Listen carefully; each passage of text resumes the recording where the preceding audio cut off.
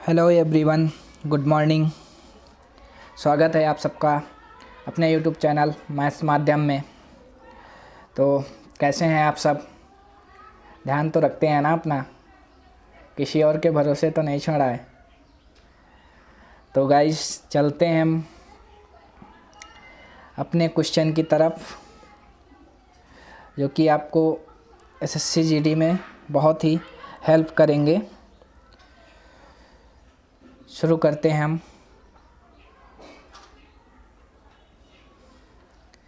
Guys पहला question ये रहा,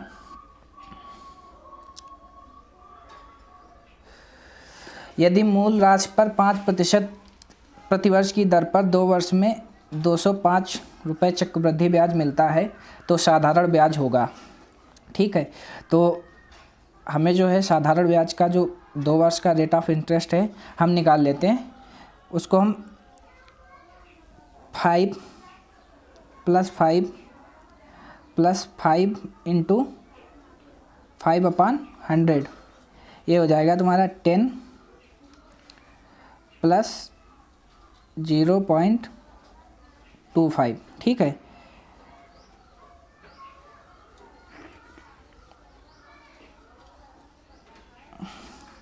ये तुम्हारा निकल के आ जाएगा 10.25। इसकी वैल्यू जो दे रखी है वो 205 रुपये दे रखी है, तो एक यूनिट की वैल्यू तुम्हारी निकल के आ जाएगी 10 रुपये। और बोला गया कि साधारण ब्याज ज्ञात करना है, तो 2 साल में साधारण ब्याज जो होता है रेट इनटू टाइम होता है, यानी 5% रेट दे रखा है, 2 वर्ष का तुम्हारा टाइम दे रखा है। 10% की तुम्हें वैल्यू निकालनी है। ठीक है गाइस, तो ये तुम्हारा हो जाएगा 20। ठीक है, 10 की वैल्यू तुम्हें निकालनी है।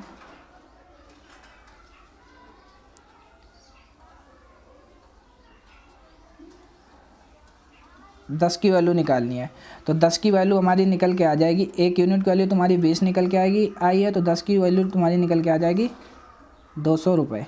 ठीक है, यही साधारण ब्याज हो जाएगा और यही आंसर हो जाएगा। तो गाइस चलते हैं हम अपने नेक्स्ट क्वेश्चन पे। पहले मैं एक बार इस क्वेश्चन को रिकॉल कर देता हूँ।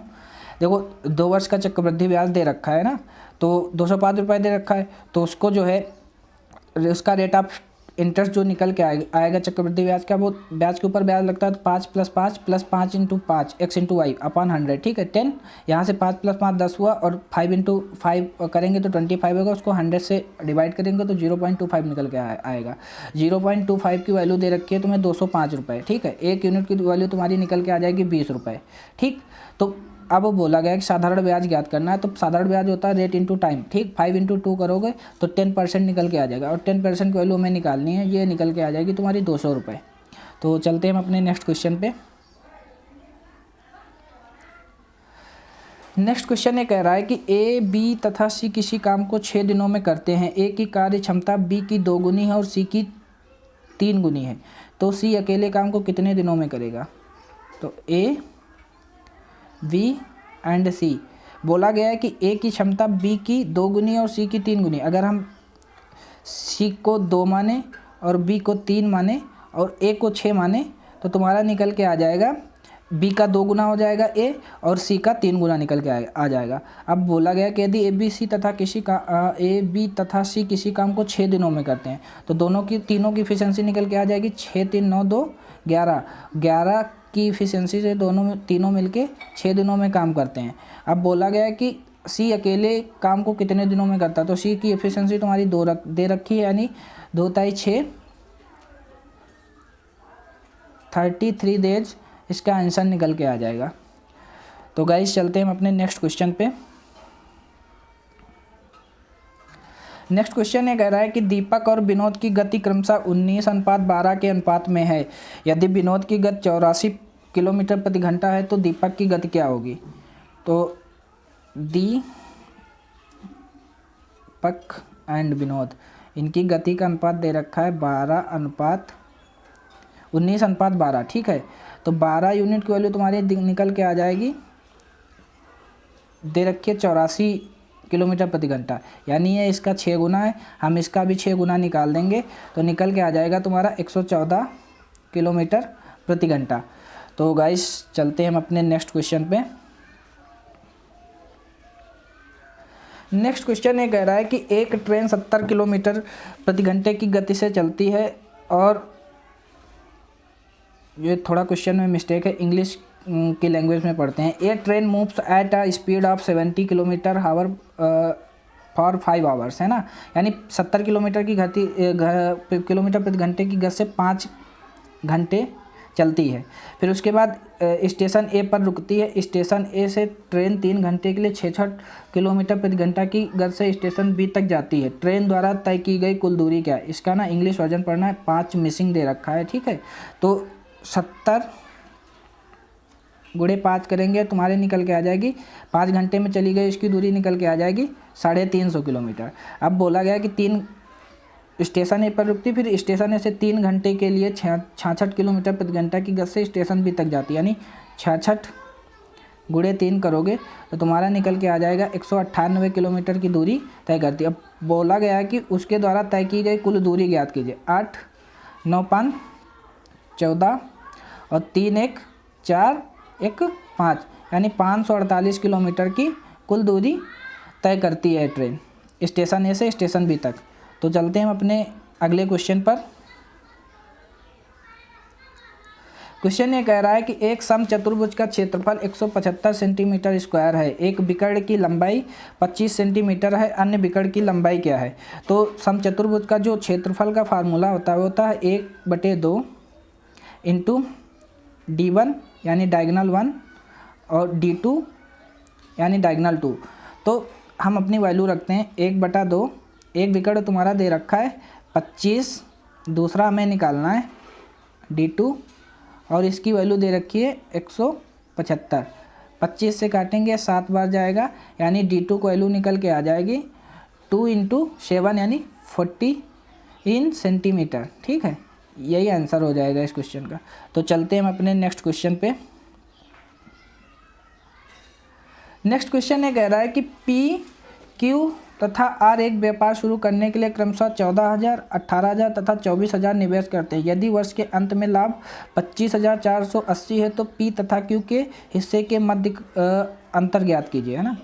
तो ये हो जाएगा तुम्हारा P, Q एंड R। दे रखा है 14,000, देन दे रखा है 18,000 एंड 24,000।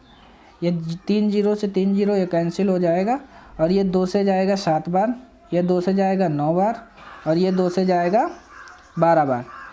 तो इनका जो तुम्हारा लाभ निकल के आता है ना वो होता है अमाउंट इनटू कितने समय के लिए पैसा लगाया गया है, ठीक है। तो ईयर तीनों के लिए सेम दे रखा है, तो इसलिए 12 की मल्टीप्लाई करते तो ऑलरेडी कट जाता है, इसलिए 12 की मल्टीप्लाई नहीं की है, ठीक है। तो इन तीनों को जोड़ेंगे तो 7 9 7 16 और 16 और 12 हो जाएगा तुम्हारा 28। 28 यूनिट की वैल्यू तुम्हारी दे रखी है 25,480, ठीक है।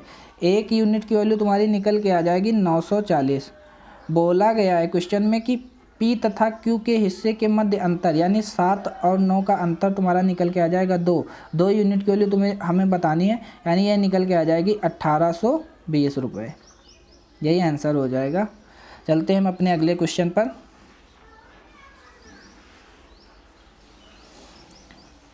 अगला क्वेश्चन ये कह रहा है कि 1026, 2268 और 2430 का सबसे बड़ा सामान्य भाजक क्या है? मतलब भाजक, सामान्य भाजक मतलब यहाँ पर HCF निकालना होगा, ठीक है।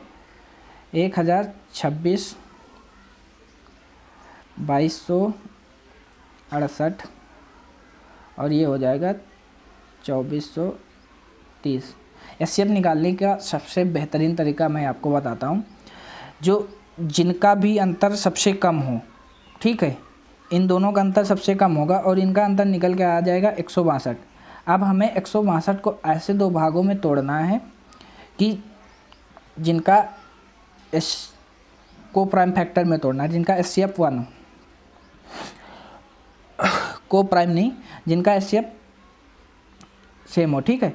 तो ये निकल के आ जाएगा 54 और इंटू 3 में तोड़ेंगे, ठीक है। तो 54 इंटू 3 करेंगे तो ये 162 निकल के आ जाएगा, ठीक है। और पूछा क्या गया सबसे बड़ा सामान्य भाजक, तो सबसे बड़ा यही भाजक हो जाएगा जो 54 होगा, यही आंसर हो जाएगा, क्योंकि 54 से तीनों संख्याएं विभाजित हो जाएंगी। तो हम चलते हैं अपने अगले क्वेश्चन पर। अगला क्वेश्चन कह रहा है कि यदि 4 अंकों की संख्या x 67y 9 से पूर्णतः विभाज्य है तो x प्लस वाई का न्यूनतम मान है, ठीक है। तो 9 से विभाज्य होने का नियम ये होता है कि यदि अंकों का योग जो है 9 से विभाज्य होना चाहिए, ठीक है। तो अंकों को हम जोड़ लेते हैं, ये होगा x plus Y plus 6 plus 7, ठीक। 7 6 13 हो जाएगा, x प्लस वाई ये हो जाएगा 13। अब हमें 13 में ऐसा मान निकालना है कि x प्लस वाई की दोनों वैल्यू x प्लस 13 में ऐसा कुछ जोड़े कि जो जोड़ के 9 का मल्टीपल बन जाए, ठीक है। तो 13 में अगर हम 5 जोड़ते हैं तो वो 9 का मल्टीपल होगा और 9 से पूर्ण विभाज्य होगा, है ना। तो 18 हो जाएगा। तो x प्लस वाई की न्यूनतम वैल्यू हम यहाँ पर 5 रखेंगे, बाई ऑप्शन जाएंगे यहाँ पे। अगर x प्लस वाई की हम 5 रखेंगे वैल्यू तो ये तुम्हारा 18 बन जाएगा, जो कि 9 से विभाज्य है। तो हमें यही निकालना था कि x प्लस वाई की न्यूनतम वैल्यू क्या होगी। तो x प्लस वाई की जो न्यूनतम वैल्यू होगी वो 5 होगी, ठीक है। तो चलते हैं हम अपने अगले क्वेश्चन पर। अगला क्वेश्चन ये कह रहा है कि यदि एक समबाहु त्रिभुज की भुजा 24 सेंटीमीटर है तो उसका क्षेत्रफल क्या है। तो समबाहु त्रिभुज का जो क्षेत्रफल होता है वो √3/4 इंटू भुजा स्क्वायर यानी a स्क्वायर, ठीक है। तो हम यहाँ पर वैल्यू रखते हैं √3/4 इंटू भुजा स्क्वायर यानी 24, ठीक है। 4 से काटेंगे 6 बार जाएगा और 24 इंटू 6 करेंगे तो ये आ जाएगा तुम्हारा 144 इंटू √3 सेंटीमीटर स्क्वायर, ठीक है। यही आंसर हो जाएगा इस क्वेश्चन का। तो चलते हैं हम अपने अगले क्वेश्चन पर। अगला क्वेश्चन ये कह रहा है कि चावल के मूल्य में 20% की कमी से एक व्यक्ति 450 रुपये में 50 किग्रा अधिक प्राप्त करता है। प्रति किग्रा चावल का वास्तविक मूल्य ज्ञात कीजिए। 20% की जो फ्रैक्शन होती है गाइस, आप लोगों को पता है कि जो होती है वो 1/5 होती है। कमी हो रही है यानी 5 से 4 हो जाएगा। जो खपत का रेशियो होता है वो एक्सपेंडिचर का उल्टा होता है यानी 4/5, ठीक। तो 1 यूनिट की वैल्यू हमें दे रखी है 50, 4 यूनिट की वैल्यू हमारी निकल के आ जाएगी 200 kg, ठीक है। तो हमें बताना है कि वह चावल का वास्तविक मूल्य क्या होगा। तो यानी 450 को जब हम 2 से भाग करेंगे 200 से तो ये हमारा निकल के आ जाएगा 2.25 रुपये प्रति kg। यही चावल का वास्तविक मूल्य हो जाएगा। तो चलते हैं हम अपने अगले क्वेश्चन पर। अगला क्वेश्चन ये कह रहा है कि एक घन का पृष्ठीय क्षेत्रफल 864 सेंटीमीटर स्क्वायर है, घन का आयतन क्या होगा। तो घन का जो पृष्ठीय क्षेत्रफल होता है वो 6 इंटू भुजा स्क्वायर होता है, ठीक। तो इसकी वैल्यू दे रखी है 864, ठीक। तो इसको जब हम काटेंगे 6 से तो ये आ जाएगा 144 टाइम, ठीक। a स्क्वायर बराबर आ जाएगा 144। तो ये जो होता है 12 का वर्ग होता है। जब अंडर रूट करेंगे तो a की वैल्यू तुम्हारी 12 निकल के आ जाएगी। और घन का जो आयतन होता है वो होता है a क्यूब मतलब 12 का क्यूब करेंगे ये निकल के आ जाएगा तुम्हारा 1728 सेंटीमीटर क्यूब। यही आंसर हो जाएगा इस क्वेश्चन का। तो चलते हैं हम अपने अगले क्वेश्चन पर। अगला क्वेश्चन ये कह रहा है कि एक लैपटॉप को 25% की छूट के बाद 65,000 520 में बेचा जाता है। लैपटॉप का अंकित मूल्य क्या था? तो 25% की जो फ्रैक्शन होती है वो होती है 1/4। ठीक, अगर 4 MP है और एक की छूट दी जा रही है तो 3 पर बेचा गया, यानी 3 यूनिट की वैल्यू हमें जो दे रखी है वो दे रखी है 65,520। 1 यूनिट की वैल्यू तुम्हारी निकल के आ जाएगी यहाँ से 21,840। तो 4 यूनिट की वैल्यू हमारी निकल के आ जाएगी 87,360। यही आंसर हो जाएगा इस क्वेश्चन का। ठीक है, अंकित मूल्य यही होगा 87,360। चलते हैं हम अपने अगले क्वेश्चन पर। अगला क्वेश्चन ये कह रहा है कि एक बिंदु से P से वृत्त की स्पर्श रेखा की लंबाई 15 सेंटीमीटर है। बिंदु P केंद्र से 17 सेंटीमीटर की दूरी पर है। वृत्त की त्रिज्या क्या है? पहले तो हम अपना एक सर्कल ड्रॉ कर लेते हैं, अच्छा सा।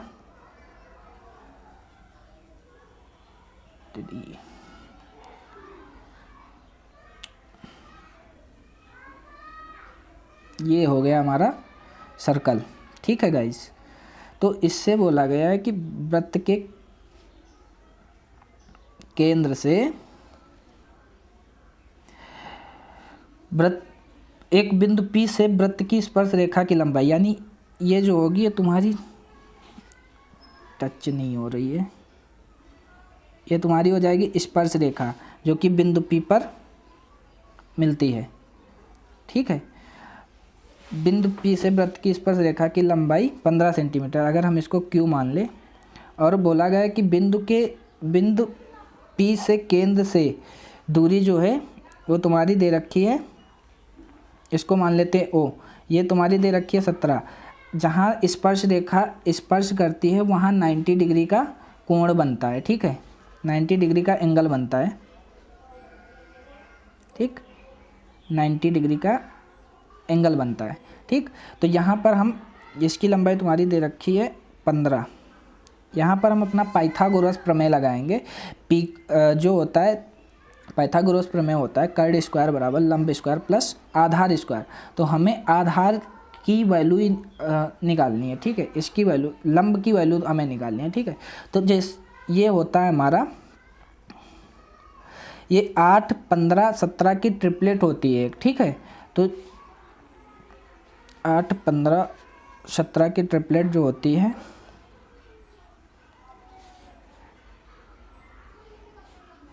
ये पाइथागोरस प्रमेय लगाएंगे। तो जैसे ही हम 17 का स्क्वायर करेंगे, 17 का स्क्वायर होता है 289 और 15 का स्क्वायर होता है 225। 289 माइनस 225 अंडर रूट जैसे करेंगे, ये हमें निकालना क्या है, OQ की वैल्यू। ठीक है, OQ की वैल्यू हमें निकालनी है। तो OQ की वैल्यू जैसे निकालेंगे तो यहाँ अंदर से निकल के आ जाएगा तुम्हारा 64। यही तुम्हारी 64 का जब बाहर निकालेंगे तो ये 8 सेंटीमीटर इसकी वैल्यू निकल के आ जाएगी। तो गाइस चलते हैं हम अपने नेक्स्ट क्वेश्चन पे। आई होप आप सबको समझ में आ गया होगा। अगर नहीं समझ में आता है तो मैं फिर से रिकॉल कर देता हूँ। पहले एक वृत्त दे रखा है, उससे एक बिंदु P से स्पर्श रेखा खींची जाती है। ठीक है, उसको मैंने Q नाम दे दिया। ठीक है, PQ। ठीक, PQ की लंबाई तुम्हारी दे रखी है 15 सेंटीमीटर। अब बोला गया एक बिंदु P से केंद्र तक की जो दूरी है वो 17 सेंटीमीटर दे रखी है, यानी केंद्र जो माना मैंने O माना। PO की वैल्यू तुम्हारी 17 दे रखी है। ठीक है, अब वृत्त की त्रिज्या निकालनी है। जहाँ पर वृत्त स्पर्श करता है वहाँ से त्रिज्या जब डालेंगे तो 90 डिग्री का कोण बनता है। ठीक है, तो यहाँ पर लग जाएगी पाइथागोरस प्रमेय। ठीक है, तो PO स्क्वायर ये तुम्हारा कर्ड का काम करेगा PO, और PQ तुम्हारा करेगा आधार का काम। ठीक है, तो इन दोनों का जैसे स्क्वायर करेंगे और इनका अंतर करेंगे, निकल के आ जाएगा 64। ठीक है, तो 64 निकल के आ जाएगा। तो OQ स्क्वायर बराबर 64, तो OQ बराबर अंडर रूट 64, और 64 8 का अंडर रूट होता है। ठीक है, तो यही आंसर हो जाएगा इस क्वेश्चन का। तो गाइस चलते हैं हम अपने नेक्स्ट क्वेश्चन पे। नेक्स्ट क्वेश्चन ये कह रहा है कि एक धनराशि को साधारण ब्याज की एक निश्चित ब्याज दर पर 4 वर्षों के लिए निवेश किया गया, यदि उसको 2% अधिक वार्षिक ब्याज दर पर निवेश किया गया होता तो उसको 72 रुपये अधिक मिलते। वह धनराशि क्या है? तो 4 इंटू 2 करेंगे, ये हमारी 8% निकल के आ जाएगी। और 4 वर्षों के लिए 2% अधिक ब्याज पर निवेश किया जा रहा है, तो 8% ज़्यादा ही मिल रहा है ना। तो 8% की वैल्यू हमें दे रखी है 72, ठीक है।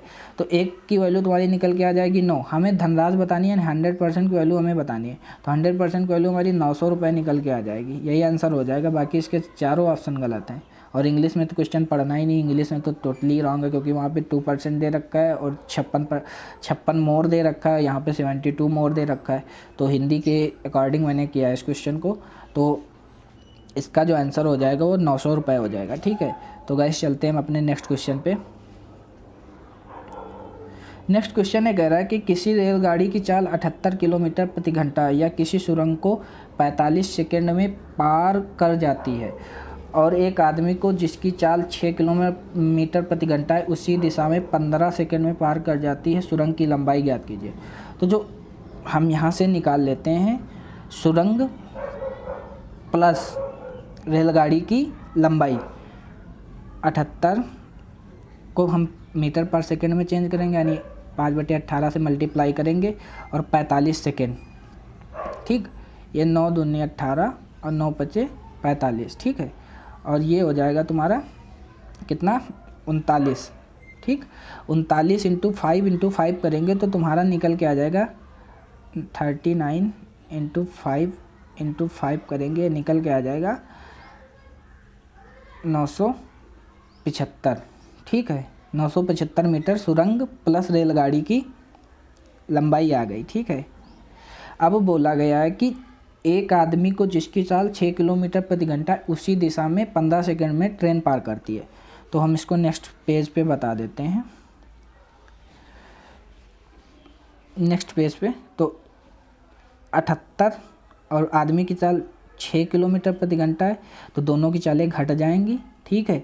एक ही दिशा में जा रहे हैं, इसको फिर से 5/18 से मल्टीप्लाई करेंगे और 15 से गुणा करेंगे, तो यहाँ से हमें ट्रेन की लंबाई पता चल जाएगी, क्योंकि जब आदमी को पार करती है ट्रेन तो वो खुद की लंबाई के बराबर चलती है, ठीक है। तो ये निकल के आ जाएगा तुम्हारा 72 इंटू 5/18 इंटू 15, ठीक है। तो ये निकल के आ जाएगा 18 चौके 72 और 15 पचे 75 और 75 चौको 300, ठीक है। 300 तुम्हारी ट्रेन की लंबाई निकल के आ गई। और सुरंग प्लस ट्रेन की जो लंबाई दे रखी थी 975, तो हमें सुरंग की लंबाई ज्ञात करनी है, तो इससे हम ट्रेन की लंबाई को घटा देंगे, तो हमारा निकल के आ जाएगा 675 सुरंग की लंबाई। यही आंसर हो जाएगा इस क्वेश्चन का। एक बार फिर से मैं इस क्वेश्चन को समझा देता हूँ। किसी रेलगाड़ी की चाल 78 किलोमीटर प्रति घंटा है या किसी सुरंग को 45 सेकंड में पार कर जाती है, और एक आदमी को जिसकी चाल 6 किलोमीटर प्रति घंटा है उसी दिशा में 15 सेकंड में पार की जाती है, सुरंग की लंबाई ज्ञात करें, ठीक है। तो हम किसी सुरंग को पार करने में रेलगाड़ी की लंबाई प्लस सुरंग की लंबाई होगी, ठीक है। तो सुरंग प्लस रेलगाड़ी की लंबाई जो होगी 78 गुणे 5/18 से मल्टीप्लाई करेंगे, क्योंकि मीटर में हमें चेंज करना है, ठीक है। चाल को मीटर पर सेकंड में चेंज करेंगे तो, और उसके बाद 45 सेकंड में पार करती है, तो 45 सेकंड मल्टीप्लाई में करेंगे तो तुम्हारी यहाँ से निकल के आ जाएगी 975, ठीक है, जो कि सुरंग प्लस रेलगाड़ी की लंबाई होगी, ठीक।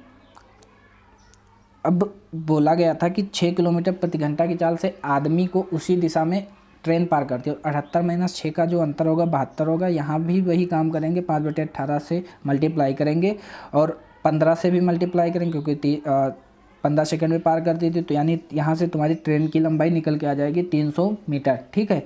तो 300 मीटर निकल के आ गया, तो हमें सुरंग की लंबाई ज्ञात करनी है। सुरंग प्लस रेलगाड़ी की जो लंबाई दे रखी थी 975 दे रखी थी, तो उसमें से हम 300 माइनस कर देंगे रेलगाड़ी की लंबाई को, तो 675 तुम्हारी जो निकल के आ जाएगी वो सुरंग की लंबाई आ जाएगी। तो चलते हैं हम अपने अगले क्वेश्चन पे।